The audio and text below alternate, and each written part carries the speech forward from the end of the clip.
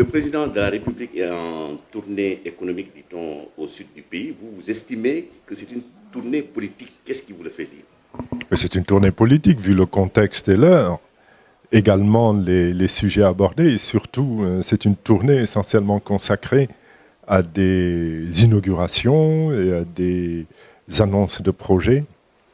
Je vous renvoie à ce penseur anglo-saxon qui disait que les politiciens s'intéressent à la prochaine élection et les hommes politiques s'intéressent à la prochaine génération. Non seulement c'est une tournée politique, mais c'est une tournée de politique politicienne. Car il a attendu que les élections s'annoncent, il a attendu qu'on soit en période électorale pour se mettre à inaugurer à tour de bras.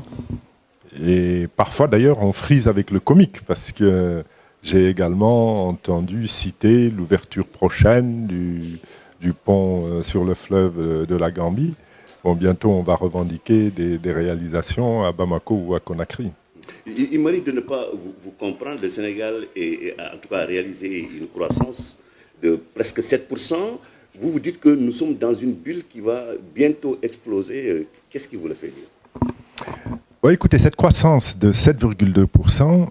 elle n'est présente nulle part dans le quotidien des Sénégalais. Et quand on essaie de la justifier, évidemment, on fait référence à une production agricole qui a atteint des records en matière d'arachide, en matière de production céréalière, mais on ne voit pas ça. Ce sont des chiffres inventés et nous avons, par plusieurs articles, relevé les incohérences et souligné que cela ne correspondait pas à une réalité vécue par les Sénégalais. Et voyez-vous, on s'approche des élections, et fort opportunément d'ailleurs, toujours pour rester dans les chiffres encourageants et de démonstration de réalisation, on a procédé à la réévaluation du PIB.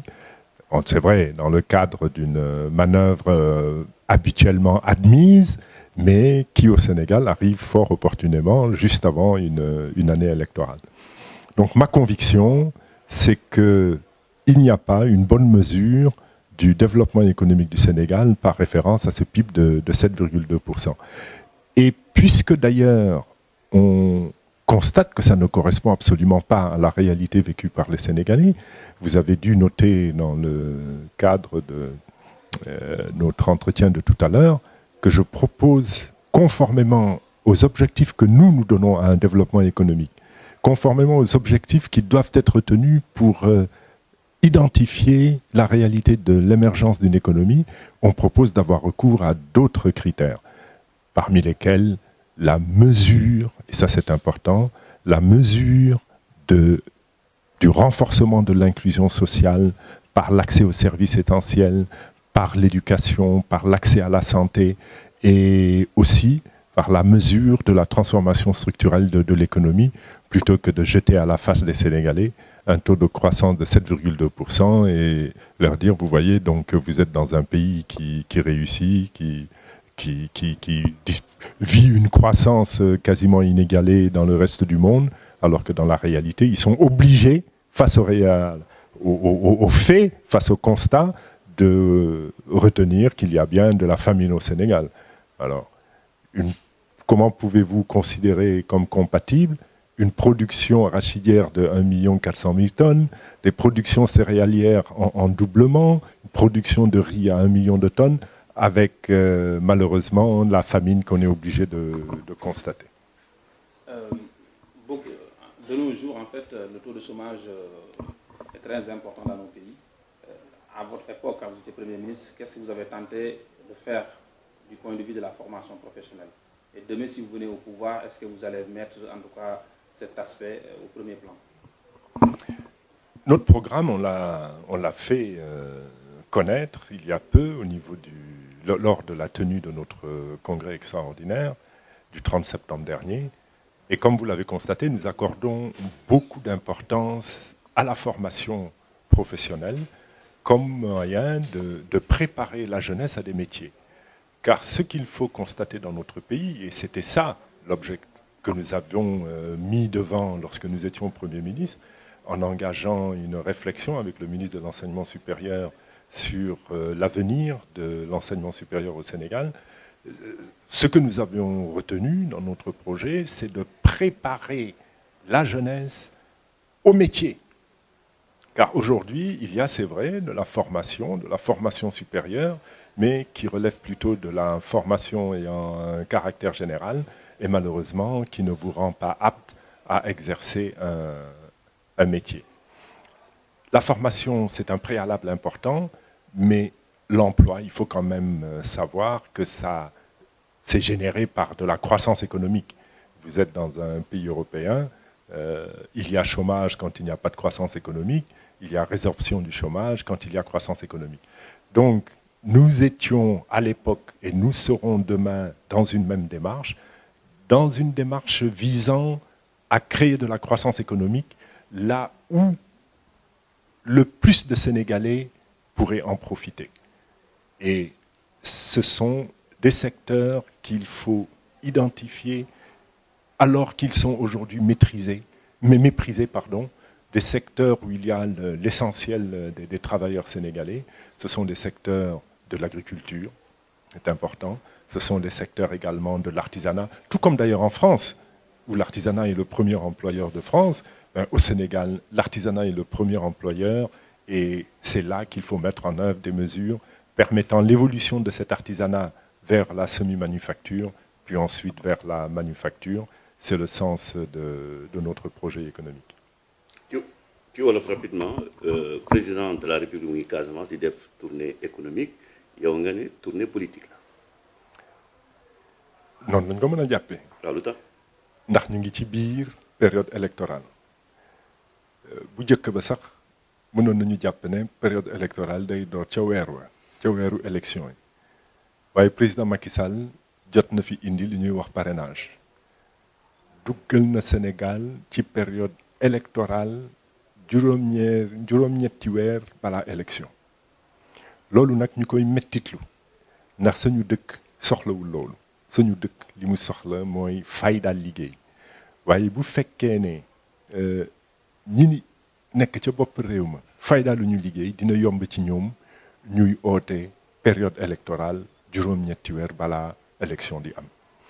kon bu fekkee ne ñu ngi ci période électorale muy dox di demee ki dikk di inaugurer ak di wax ne am na projet yu bees yoo xam ne mi ngi ko fii indi di fàttaliku ne ba ca pont Gambie sax dina ubbeeku fii léegi tuuti ku ne sañ na war a jàpp ne ñu ngi ci démarche électorale du leneen tournée bi moom tournée politique la tournée électorale la du leneen naxul kenn. li ñu seetlu mooy Sénégal am na croissance mot na 7% yow bu ñu la déglu c'est comme si économie doxul dem nga sax ba nga ne Sénégal si bulle la nekk te bulle bi dina exploser lu tax nga wax loolu. nee nga bu ñu seetloo croissance bi c'est de 7,2%. Man de gisuma ko xanaa yow xëy na gisuma croissance su 7,2% nga xam ne loolu mi ngi tekki koom-koom bi gën a bokk na ci koom-koom yi gën a gaaw ci àdduna yi gën a war a fës ci biir ci àdduna anamu foo ko gis te ñoom ci seen bopp ñuy oote war a xeex xiif UNESCO astafurlah FAO di oote ndimbal Sénégal mën ko jëriñoo mu jëm ci ña nekk ca kaw ga ak ñi nga xam ne ñi ñooy càmmkat yi kon loolu foo ko dégg moom waruloo sañ a jàpp ne comme bi àgg na fa foo xam ne ñëpp dañu war a doon royukaay ci biir àdduna kon nañu jàpp ne ñu ngi tabax loo xam ne amut te nag bu fekkee ne dem naa ba di wax ne bulle boo xam ne mën na exploser mooy mënuloo toog di war a nax ñu xiif ne leen xiifu leen ñu ngi xiif kat nga ne ko xiifu leen ndax Sénégal kat bokk na ci réew yi gën a am koom ci àdduna mujj gi ñoom dinañ la mujjee laaj ana boobu koom-koom fan la nekk nga des ca di wax ne mi ngi fi kon mu nga ci sa poos bu boobaa nag mën na indi musiba. donc dañuy manipuler chiffres yi comme ni ñu ko waxee. man loolu laa jàpp ndax boo toogee tey ba dégg ne Sénégal 2017 2018 génnee na lu day ni 1,4 million tonnes te gisuñu ko ci usine gisuñu ko ci di ko jaay chinois gisuñu ko muy génn bitim réew ana loola 1,4 million tonnes boo xam ne musuta am Sénégal bi nawet di neex bi suuf di baax bi engrais di mët te ñu koy joxe ca waxtu wa encadrement am loo béy joxe ko ñu fay la te loolu amatul ana 1,4 million tonnes ba noppi nag ñoom ci seen bopp ñu ne mëtul 40 milliards waaye financé nañu lépp waay man mii di wax ak yow banquier laa woon financé naa campagne agricole financé naa campagne gerte waaye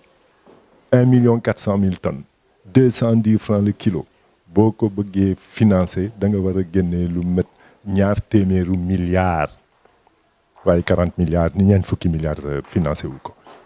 kon naxaate am na fa. waaw monsieur le Premier ministre man damay àbb laaj boo xamante ni dafa intéressé émigré yi nga xam ñoo nekk diaspora bi parce que chaque fois dañuy laaj su fekkee ne am na opportunité rencontre candidat boo xamante ni day présenter élection yi pour ñu laaj la tey est-ce que mën nga promettre émigré yi pour mën leen a permettre pour nga mën a revoir l'âge des véhicules importés au Sénégal par exemple je m'explique soo xoolee soo demee Sénégal jóge Dakar bëgg dem Diourbel par exemple fu ma dëkk soo demee ñu ne fan ngay jëlee oto ñu ne pompier soo demee gis nga oto yu màggat yi nga yéen fay fekk donc yow est-ce que mën nga promettre émigré yi est-ce que di nga revoir comme par exemple question boobu noonu pour mën leen ko promettre parce que loolu mën na nekk loo xamante ni ça peut être une promesse électorale mais peut-être bàyyiwoo ci xel mais yaakaar naa ne intéressé na émigré yi aussi quoi. waaw maa ngi lay fàttali ne loolu bokkoon na ci décision yi nga xam ne en 2012 jëloon nañ ko waaye li ñu mën a jàpp mooy am na solo booy indi oto di ko duggal biir Sénégal mu doon oto boo xam ne amul défaut kon ci dëgg-dëgg li gën a am solo xëy na du